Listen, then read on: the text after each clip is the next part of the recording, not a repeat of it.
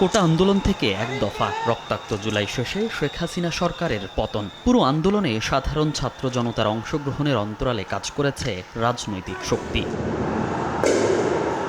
আওয়ামী বিরোধী শক্তিগুলোর সঙ্গে কাঁধে কাঁধ মিলিয়ে আন্দোলনে অংশ নেয় ইসলামী দলগুলো।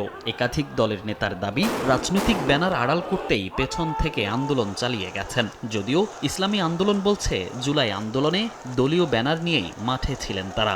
আমরা আমাদের নামটা তখন ফোকাসে আনতে দেইনি, চেষ্টা করেছি না আসতে, কারণ এটাকে আমরা একটা দলীয় রূপ দিলে সার্বজনীনতা হারিয়ে ফেলতাম। এখানে আমরা সফল হয়েছি।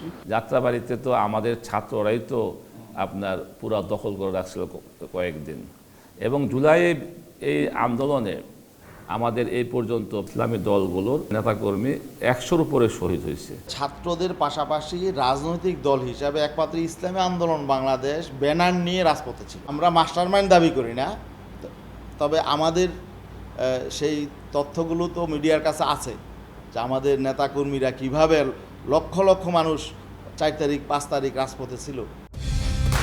কালার এক্সপার্ট, জর্জ স্যাপ এবং মাইল্ড অন হ্যান্ডস টেকনোলজি সমৃদ্ধ অরিক্স ক্রিস্টাল ওয়াশ আপনার লন্ড্রি এক্সপার্ট। খেলাফত মজলিস নেতার মতে, ফ্যাসিস্ট সরকারের বিরুদ্ধে আন্দোলন শুরু হয়েছে শাপলা চত্বর থেকেই। আর জামাতে ইসলামী মনে করে, জামাত শিবিরকে সবচেয়ে বড় হুমকি মনে করত পতিত আওয়ামী লীগ সরকার। আমরা দীর্ঘ এই 15-16 বছর আন্দোলন করতে করতে একটা পর্যায়ে এসে 2024 সালে এই গণ অভ্যুত্থানটা সৃষ্টি হয়।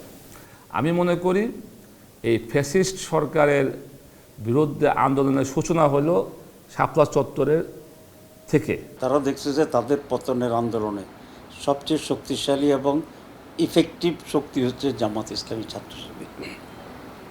তো ওদের ব্যান্ডটাই তো আমাদের জন্য একটা ডকুমেন্ট যে কারা এখানে তাদের জন্য বেশি থ্রেট ছিল, কাদের ব্যাপারে তারা দুশ্চিন্তায় ছিল, কাদের আন্দোলনকে তারা ভয় পাচ্ছে।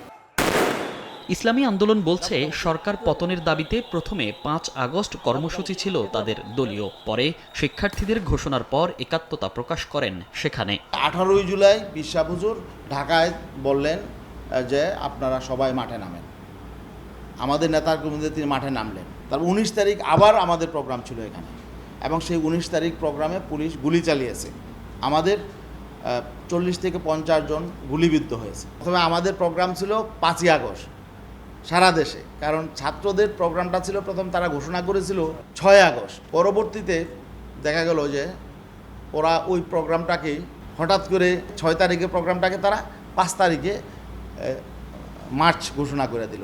আমাদের সারা দেশের প্রোগ্রামটাকে স্থগিত করে বললাম আমরাও এই প্রোগ্রামের সাথে আমরা মার্চ টু ঢাকা এই প্রোগ্রামে আমরা যুক্ত হব।